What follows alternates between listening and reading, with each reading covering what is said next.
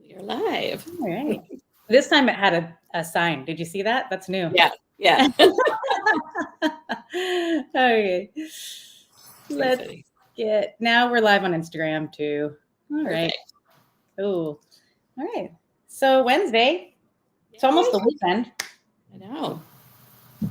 There's so many comments, Shantae.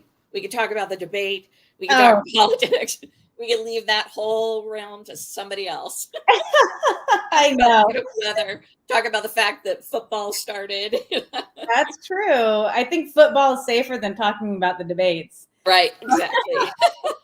Although I was quite shocked about the comment about animals. So I texted you and I was like, what? Yeah. Yeah. So football this weekend, and your Broncos? No, what team? Broncos fan. Yes. Yeah. Absolutely. So. Oh, somebody laughed. Okay, good. All right. So sounds like we got some people on with us. Thank you for joining us, first of all, and happy Wednesday, and welcome to the Dog Gurus Live. So write in the chat hello, because we love to see who's joining us. And it lets us know that Carrie and I aren't just talking to each other, that we're actually broadcasting out to the world. So please say hello. But I'll go ahead and get us started. So I'm Shantae Marquez, joined with Carrie Campbell. We are both Profit Network coaches at the Dog Gurus. And the Dog Gurus provide pet care business education and coaching. We give expert advice with proven strategies and comprehensive resources to help pet care businesses thrive. So whether you're running a daycare, a boarding facility, a grooming salon, a training center, or all of the above, our goal is to support you in delivering the highest care quality while maximizing your business potential. So we also have staff training products. We can help you with operational efficiency. We can help you with customer service, revenue generation, knowing your numbers. I mean, it's a 360-degree view of your pet care business. So, and I want to also invite all of the viewers out there that are startups, or maybe they're starting a second location, to join us for a webinar. And I'm going to go ahead and put it up on the screen right now.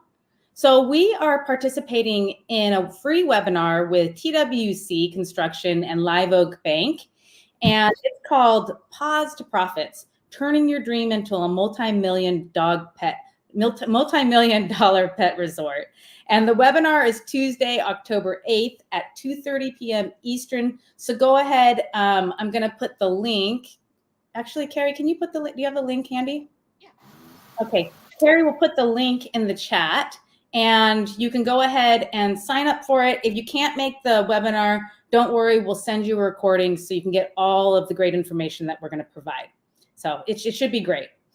All right. Big group of people with a lot of great information. So awesome. Yeah. TWC and Live Oak, I mean, they're just top notch that specialize in our industry. So they specialize in giving lending to pet care entrepreneurs, and TWC specializes in building and designing pet boarding facilities. So and veterinary clinics, so they can do both. So yeah, absolutely. Okay, so before we get started, Carrie, I want to play a quick game with you. Ooh, okay. So you have a choice. You have a choice. Do you want to answer a Dog Guru's trivia question, or do you want to just know a Dog Guru's fun fact? I want to answer a trivia question. Okay. What year did Robin and Susan launch Daycare 2.0 Enrichment Daycare? Oh, so the alternative, because there was two versions. So 2018, I think, is when Daycare 2.0 actually came out. But before that, they had the, what was the previous version? Oh, enlighten me. I don't want to take too much. Okay. I had called Susan like 20 minutes ago, and I was like, hey, when did you guys launch it? So that was 2016 that they came out with Daycare 2.0, which is how to plan and implement and design your enrichment daycare program. Can you believe it? It's been that long. I know. Well, yeah, because Daycare Done Right was the first one that came out. That's what it was called. And then they revamped it to Daycare 2.0. So that's awesome. Yeah. I mean, we're coming up to close to 10 years. I mean, 8 years. So really I'm talking about that because that's our topic. We're talking about piloting your enrichment program. So this is the phase of developing your enrichment program where you're done with the planning, you've assigned your roles and figured out your systems, and now you need to test the product. So really the first step with testing your product and doing this beta test is have a team meeting. Would you agree? Absolutely. Yeah. Yeah. Make sure everybody's on the same page, understanding what the program's going to look like and how you're going to implement it. Absolutely. And I think because listen, whenever business owners, we always think our ideas are great and we're like, oh, I got a new idea to do a new activity or a new service. This is going to be awesome. And your staff's like, oh no. Right? Great. More for us to figure out, right? But you need to have buy-in with your staff. So I think what's really important in this meeting is sharing your why. And there's a lot of great whys with offering enrichment daycare. I mean, number one, it's just going to be better for the dogs. They're going to be happier. Their days are going to be more fulfilled. It's healthier for them. But secondary is that it's better for the staff too, because it's not monotonous of just watching dogs interact during group play. There's actually fun activities to do for them. So sharing the why. One-on-one connection that they get is really important. So. Absolutely. When did you always do enrichment daycare, or you switched from enrichment? I mean, you were in business for over 20 years. So I'm assuming that you eventually switched over into enrichment. Yeah, we started out as kind of traditional group play and then moved into, we thought we were going to just, do it as an add-on. And it took us about 2 weeks to go, oh no, we need to just do this. It's so much more fun. Great. That's great. And when I launched mine, I still kept what I called classic daycare, but had an enrichment option too. So I kind of, I had a lot of competition in the area that weren't doing enrichment. So it was hard for me. It took a little bit of time to educate the consumers out there about what it is and what the difference is and why it's beneficial for the dogs. So I kind of eased into it and I offered both for a while. And then eventually with our dogs that were just human companion dogs, that's all we did was just enrichment for them. But let's still get back to holding the team meetings. So first of all, you got to share your why.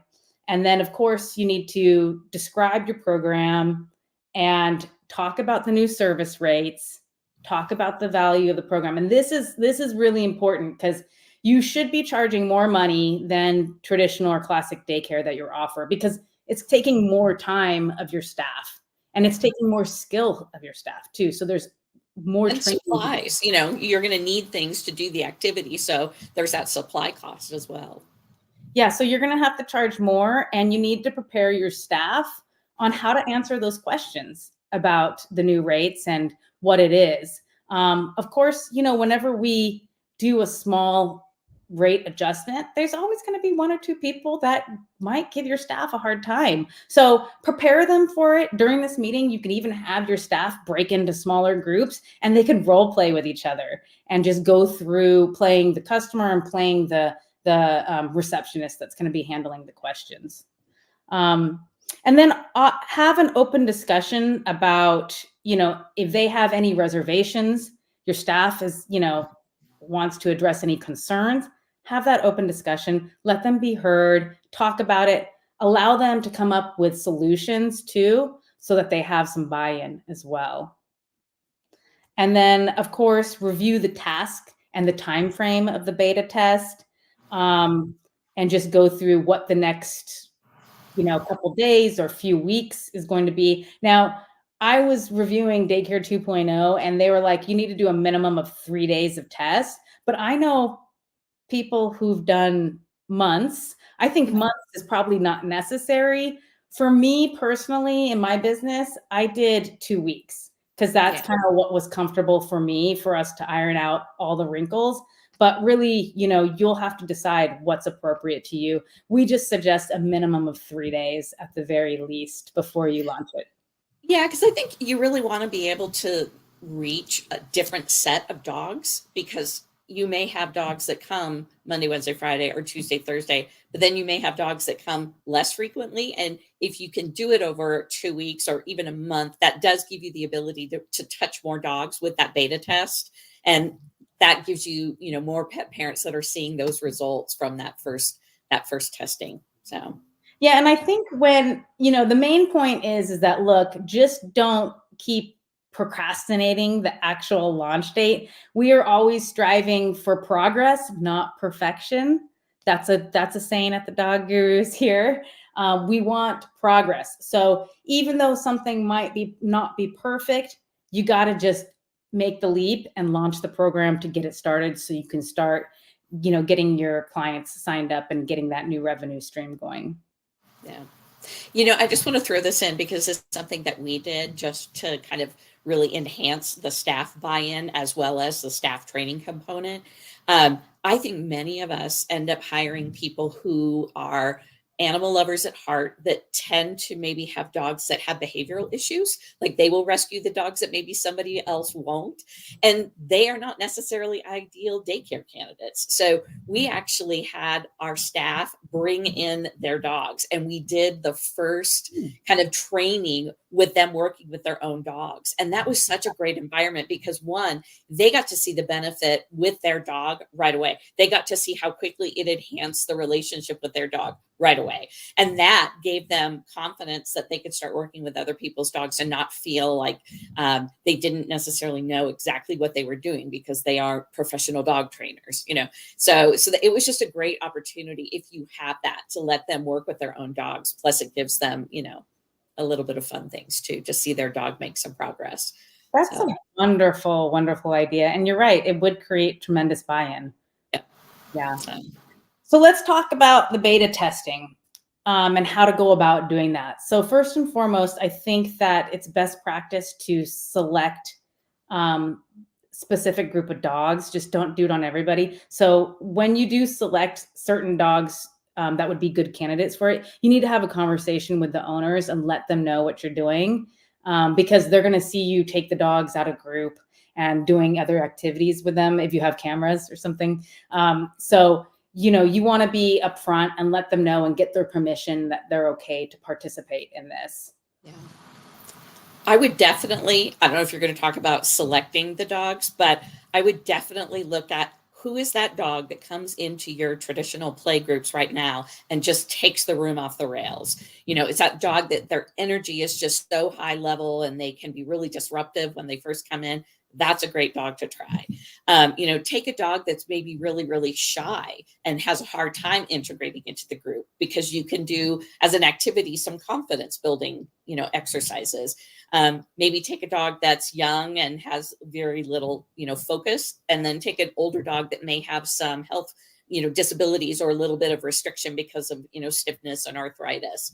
So just a way to kind of select a variety, because then I think the staff see that you can really do enrichment activities at any level. It's just a matter of kind of finding what the dog is interested in and what they are capable of doing. Absolutely. Yeah. I mean, that's what comes to my head. Like the dog that you think, oh gosh, I have to go throw a ball with this dog for 5-10 minutes before I put him in group play because they have a lot of ecstatic energy. Like that would be a great one. So no, that was a good tip. And then next part of that, after you select the clients and the dogs that you want to participate, you need to train your staff. So you need to go over the scheduling and the flow of how you're going to execute the service. And then, of course, also train them on the activities that you're teaching them. And for those of you who are Pet Guru College clients, we do have that enrichment course. So that staff training system actually teaches your staff on how to do these activities with the dogs. And there's so many different activities in that program. It's really cool. Absolutely. Yeah. We talked about time frames. So that's a minimum 3 days of testing, do what's right for you. But I'd say a sweet spot is like 2 weeks to 30 days of testing. I think that will give you a really good grasp and allow your staff to get really comfortable with the process and the new systems that you're putting out and the new flow of operations, and really having them understand their roles and responsibilities that they're going to take part in enrichment services.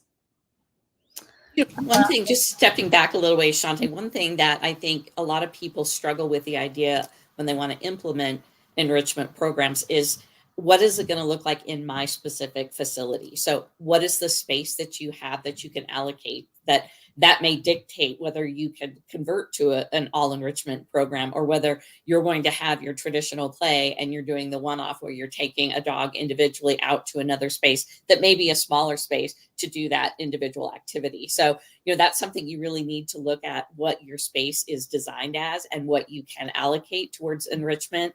And that's also a way you can look at what your pricing is going to be, because if you're going to take up some physical space to do enrichment, you need to allocate those fixed costs as well as the labor and the supplies in your pricing.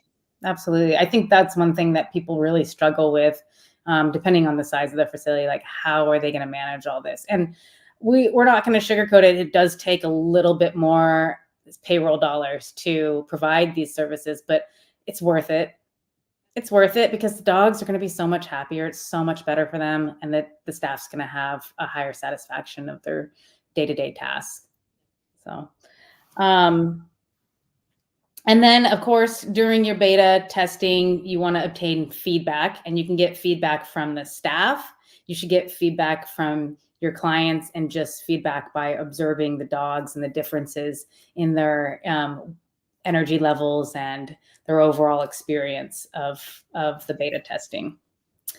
I know I've shared this out a million times, but I'm going to say it again. I cannot emphasize enough the importance of scent investigation, because dogs have such a strong sense of scent and smell that for them to be able to engage in something fragrant up close can just dial the energy off of them down so quickly. So anytime you've got that dog that comes in, rather than throwing the ball and burning energy that way, which may actually take a little longer, 2 to 5 minutes of them smelling a bunch of different spices, or whatever you want to come up with. I mean, you can use spices from a kitchen, you can use rubbing alcohol and lotion and all these different things, but letting them smell that up close, it just wastes those brain cells so quickly that they just their energy just drops, and it's great. It makes them so much more appropriate when you introduce them. So. Oh, Stephanie just put in the chat, and I love Stephanie. Her and I have chatted a few times, and she created this sniff tank that is amazing. Stephanie, if you have this on your website, I would highly recommend everyone go to her website and check it out. I don't know, you'll have to put it in the chat and tell us, do you have pictures of it on your website? And if you do, please post your link so others can check it out. But it's impressive. I mean, she created. What's her handle on social so that we could look on Facebook or Instagram? She'll have to put it, but she created this sniff tank that has all of these tubes, and the dogs can put their noses in the tubes and smell it. I mean, it's impressive. So it was really cool. Everybody has to check it out. Yeah, it sounds like Bernard with Canyon Dogs in Portland. He built that sniff wall that has all those tubes. So yeah, that kind of creativity, I swear, we are only limited by our own imagination, because you can come up with a lot. And you're right, it's hard to schedule all of the ideas into a program. So, maybe sometimes you're looking at, this is a more high level activity that dogs that kind of have graduated from some of the original activities. This is maybe something that you want them to start out with first and then integrate it to the rest of the population. So positive connection. Awesome. Yeah. Okay. Well, thank you for sharing. It's always good when we can share. And, that just brings me to another point, that Dog Gurus, we really believe in the theory of abundance. And, there's plenty of business out there. There's a lot of great ideas. So the more that we share, the better that we enhance our industry. All right. So back to the beta testing. The other thing that you want to do while you're beta testing is take advantage of getting a ton of photos, getting video, getting those testimonials from the clients and staff feedback about, even testimonials from staff talking about how much fun they had with the dogs. You can use all that stuff to create your marketing and your social media when you introduce this product to the new clients, or to your clients that you're going to be promoting. Yeah. And I think some of the most interesting feedback is hearing the staff start to enjoy a dog that used to annoy them. It's that, oh, that dog's coming in and he's always so energetic and he disrupts everything. And then suddenly there's a completely different respect and understanding for that dog's abilities based on how well they do the activities and how those activities actually change the dog's behavior in group. So yeah, it's really great feedback. And the customers will notice a difference, because look, I guarantee the most common question that you're going to get is, are the dogs going to be as tired as they usually are during group play? And the answer is yes, sometimes even more tired, because doing those activities and doing that brain work, stimulating the brain and the mind is just as tiring as doing all that physical work. And everything is in balance, right? You don't want, just like our bodies, you can't have us running around for 8 hours, 6 hours a day. Our bodies are going to be overworked. It's the same thing. You got to have diversity. You got to have a little bit of rest, and then do some other cognitive games, and then do some physical activity throughout the day. And then after you get all your marketing stuff, you can just finalize your program. So you want to fine tune the operations. You want to confirm that your employees are confident about launching the program and making sure they're prepared to talk to the customers. And you want to document your procedures and your scheduling. That is huge, right? SOPs. You've got to document. And if you're not somebody that likes to write down everything, then videotape it. Whatever is easiest for you. But the main thing is you got to document it so you can easily teach it to new staff as you gain them.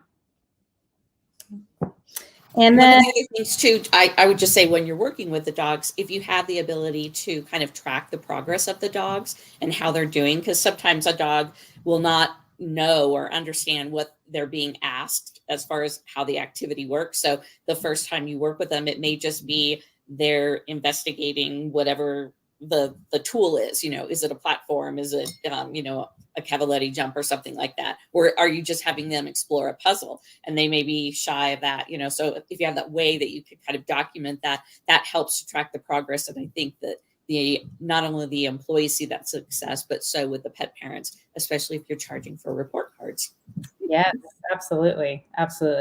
And then I think the final step after you are ready to launch is to make sure that you're priced appropriately, which is kind of what Carrie was just saying. Like, you need to make sure and go through, figure out how much time and staff is it really going to take, and then make sure you're priced appropriately for profitability. So, Stephanie just put her link up to pictures of her sniff tank. So check it out. It's in the chat. You can click on the link. Very cool. Let's see. Oh, the other thing that I'll mention is you probably just want to make sure that you're timing the launch of your program appropriately. We wouldn't recommend you to do this during the holidays. That's probably a lot of stress on your staff. They're already so busy. So, maybe you want to do it at a time that it's not so busy, or that you don't have other huge transformations going on in the business. You got to, take into account basically the bandwidth that your staff has. So think about that, so you can really plan it out appropriately. Yeah. And anything else that comes to mind on this, Carrie?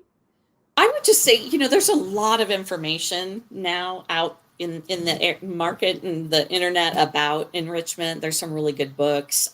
There's a lot of really good enrichment kind of studies and individuals that do speaking and whatnot on it in the UK, also in Australia. So don't hesitate to reach out and really kind of search on what different programs may look like. You may decide that what you have the space for is to actually have an enrichment program for brand new puppies. And you want to have a puppy program that's all, based on the introduction of different sights, sounds, textures, and smells, things like that. So I would definitely, do your research and make sure that the program that you're establishing is going to be right for your facility and your specific population of dogs. Absolutely. And I would say gather as much information, learn from all resources that you can. Of course, we have Daycare 2.0, which is your playbook to launch an enrichment program available. I put the link in the chat. That's available. But as Carrie was saying, there's a ton of great resources. So, get as many ideas as possible, because there really is endless ideas for enrichment. It's very cool. The other thing that I'll do is, and if we don't have any questions, I haven't seen any questions come in or comments, but I'll go ahead and invite you to join our Grow Your Pet Care Facebook group. And I'll put the launch or the link in the chat, the launch in the chat. We just have 2 rules for that group, and that is be nice and no selling. So it's taking a moment to load up. There we go. And yeah, that about wraps it up for today. Oh, did that not work? My internet connection is saying, let me try again. No, it posted. It did? Okay. Yeah. Okay. For the Grow Your Pet Care business. Yeah, it's showing up in the chat. Okay, perfect. All right. So everybody have a fabulous week. Watch some football, have some fun, and we'll see you next week. Thanks, Shantae. Okay, bye. Have a great day, everybody.